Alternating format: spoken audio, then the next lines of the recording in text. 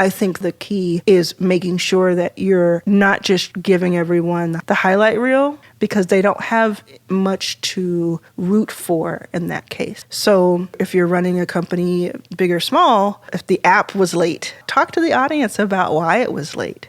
Because I would guarantee you, people are going to relate to that. You may think, I can't be that vulnerable. No. That's when you endear them. Welcome to This is Digital, a podcast brought to you by West Monroe. Join us as we talk to leading experts about bringing the digital mindset to your organization.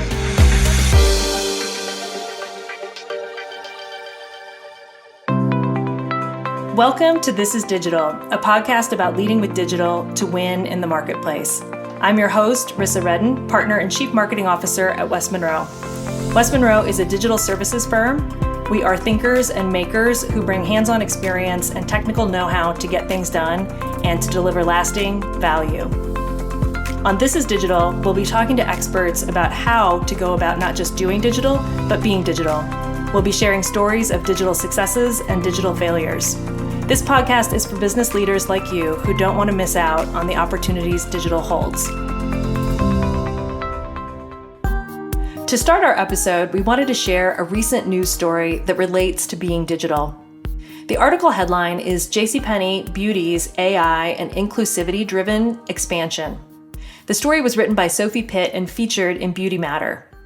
Almost all of us have heard of American retail company JCPenney, a department store that operates more than 800 stores across the country. Last year, JCPenney announced expansion plans for JCPenney Beauty, which initially debuted in October. Continuing their journey into inclusive beauty, JCPenney announced their expansion plans for the beauty department.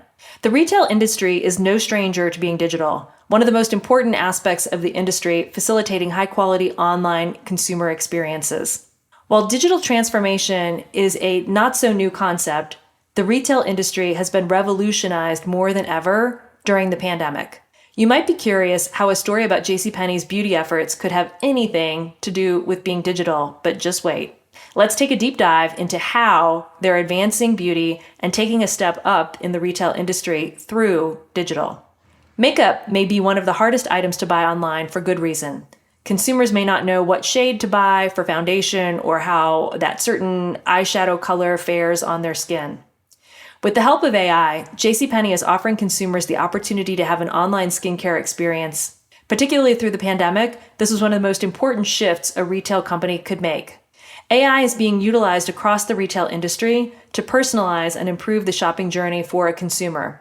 By launching this service, JCPenney is tapping into the opportunity to gain customer insights while also learning more about their shopping habits, their likes and their dislikes, etc. At West Monroe, we understand and preach the importance of having a multi-pronged approach to being digital. The ability to glean more than one piece of data to gain better insight into your customer is so important. As we wrap this up, it's important to keep in mind that even if something is an industry norm, it could still add unique value to customers, like bringing online makeup to life in your own home. With that being said, let's jump into our guest segment.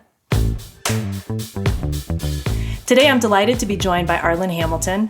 Arlan is an incredible entrepreneur and leader known for breaking into venture capital, a predominantly white male sector, to launch Backstage Capital. In her lifetime, she has demonstrated incredible resilience, agility, persistence, grit, determination.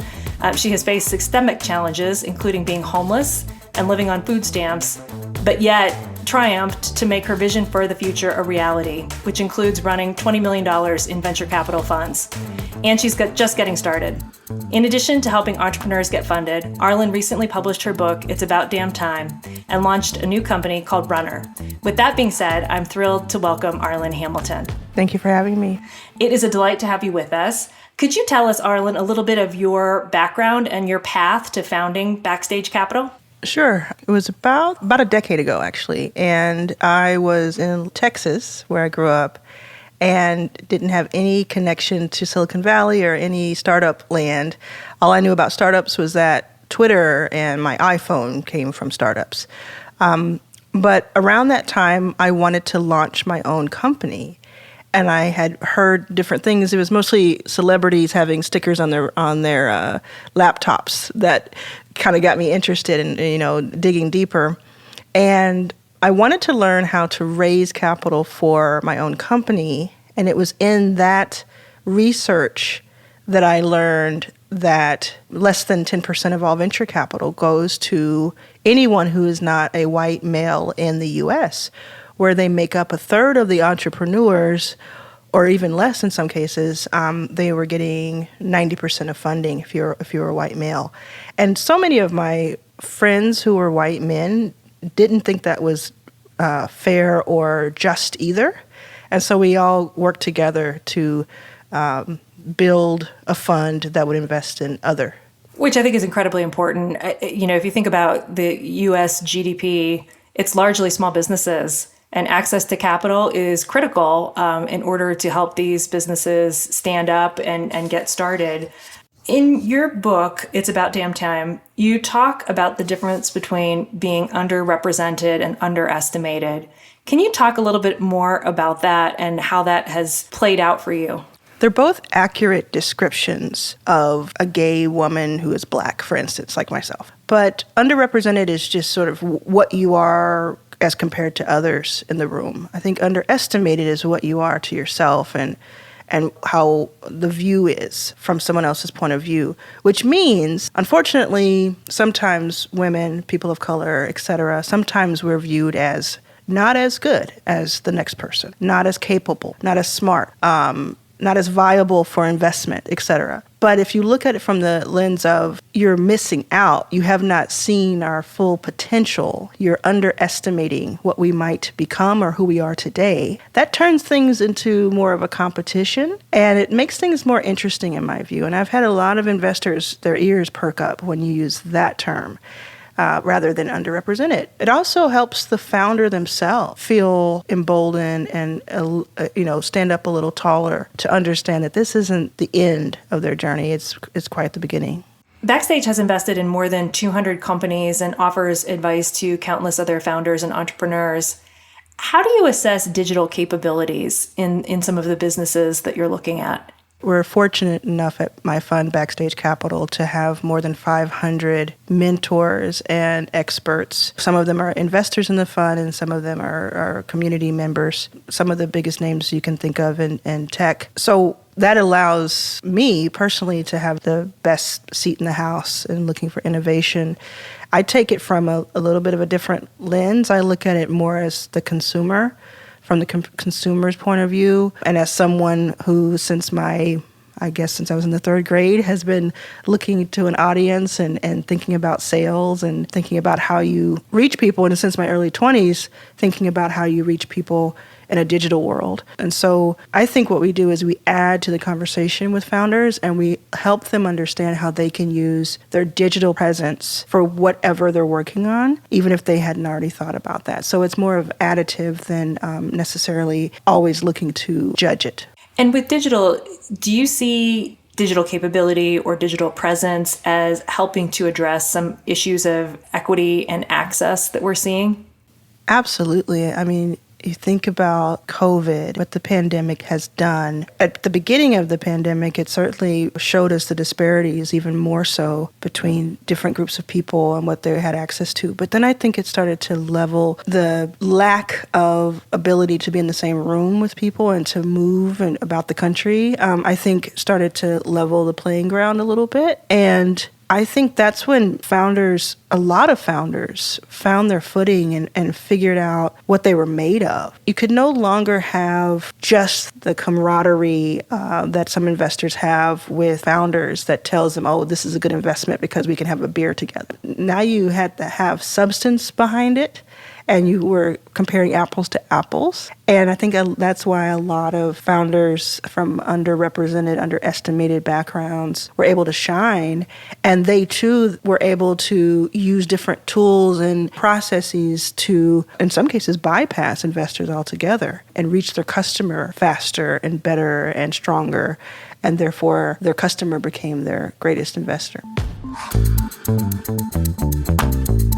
We're seeing more crowdfunding over time to raise capital. You've had some experience with crowdfunding for your own fund, haven't you? I've had incredible experience with crowdfunding, In 2021, Backstage Capital made history. We became the first venture fund in the United States to raise from the retail crowd for our management company. And we also became the first fund to raise the maximum amount you can raise. We raised more than $6 million actually at the end of the day through crowdfunding. So we have nearly 7,000 co-owners, essentially, of Backstage Capital, the management company. And that has been, you can imagine so many people have been in touch with us to learn, companies and funds have to learn how we did it in 8 days. That's another important metric. I try to tell them it didn't happen in 8 days. It happened in the 20 years that I spent building an online presence. Well, it's the adage, right, about the overnight success that really is 20 years in the making, right? Yeah, exactly. Well, and I'm so curious. I mean, you seem to be very good at getting attention on this platform. And I think it's very different to be on the platform than to attract that level of attention on the platform. How do you think about that? How did you create buzz? How did you create interest in what you were doing? As corny as it might sound, it has to do with authenticity.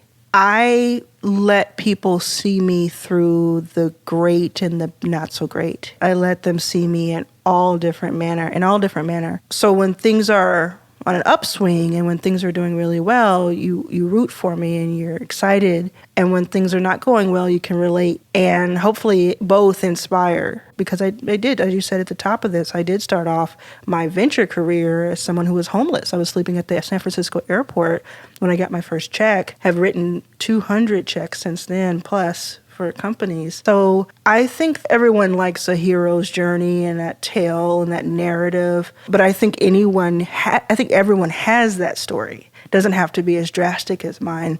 I think, though, the key is making sure that you're not just giving everyone the highlight reel, because they don't have much to root for in that case. So if you're running a company, big or small, if the app was late, talk to the audience about why it was late. Because I would guarantee you, people are going to relate to that. You may think you're alienating them, or you may think, I can't be that vulnerable. I can't tell them that, we're a big company. I can't tell them that we got it wrong. No. That's when you endear them. That's when you have them as part of your family and they want to see you win. Because I think that's the innate, where people start. I think people start with wanting you to win, by and large. I think that's exactly right. And I think you create points of connection or relatability, as you stated. And if you aren't able to offer somebody something that they can connect to you about, then they're, I think, less likely to root for you or less likely to want to be a part of your team.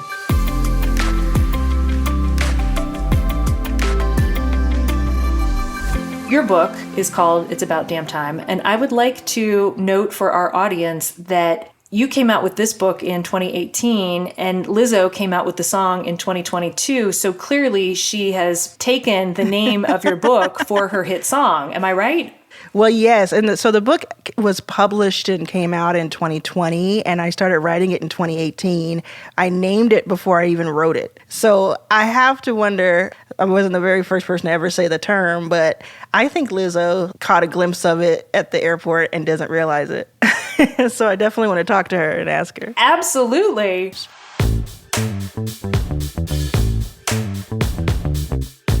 I'd love to turn to your latest venture. Runner is also using digital to create a more even playing field for startup companies and workers alike. Can you tell us a little bit more about Runner?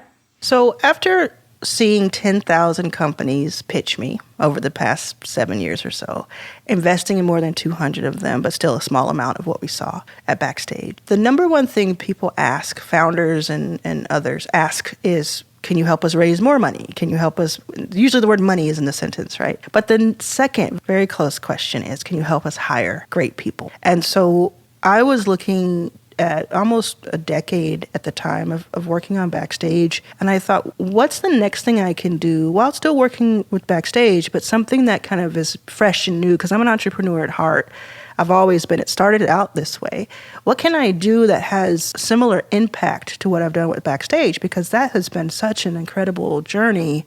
It would have to be something really exciting to get me interested. And Runner had just been on my mind since 2017 after a couple of things came into play. One is searching for executive assistant to help me, because I know how amazing assistants can be. And the second is having been an assistant to someone for most of my adult life and being really good at it, by the way, in my view, right? And so I know just how clutch that person can be.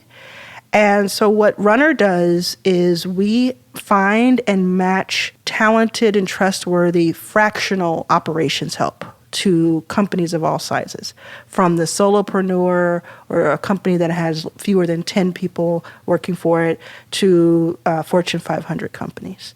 And we are their complement to their HR department and to their people ops department. Yeah, so it's just been a really wonderful first year. That's fantastic. And how do you match people? Yeah, so we have an internal algorithm called Tasha that helps us match people. We do a very extensive interview process that across multiple people within our team, background checks, et cetera. And then we're having that same energy for the customers themselves. So we're interviewing the customers to see who's a great fit.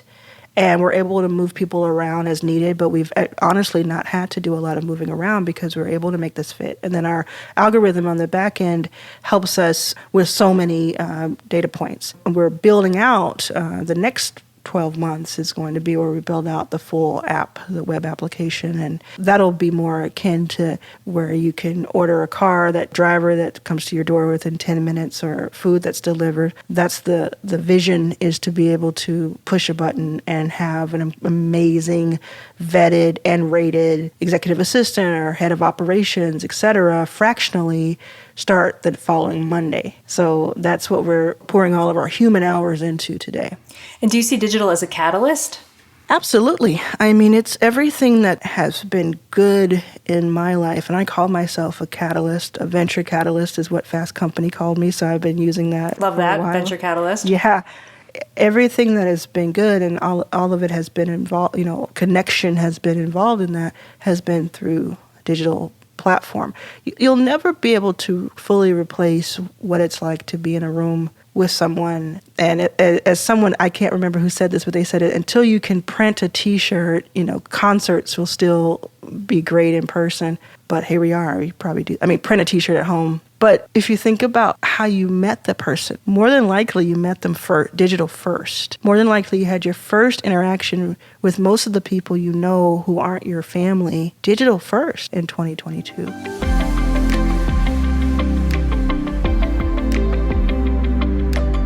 Arlan, did you have a Red Lobster story that you wanted to share with us?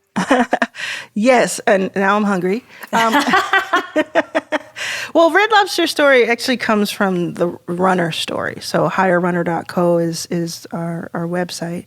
And when you talk about impact and you talk about what it means, it's incredibly impactful. The company is incredibly impactful to the customer, because we're helping them transform their companies with very little expense on their part and very little effort on their part. We handle almost everything. But then the runners themselves, what we call the talent, the operations talent, they're making an average of today $40,000 a year in additional income by working part-time. That's why it's fractional. And there's just incredible stories that we hear every week from people who their lives are changed as runners. And one of them is this woman. She's a Black woman. I believe she's in her 30s. And she worked at the restaurant, Red Lobster, during the day as a bartender. And she started noticing the same amount of money that she would make in tips is the same amount she would pay her babysitter to watch her child, who they were watching because she was working. So it was even. She wasn't getting anything out of it.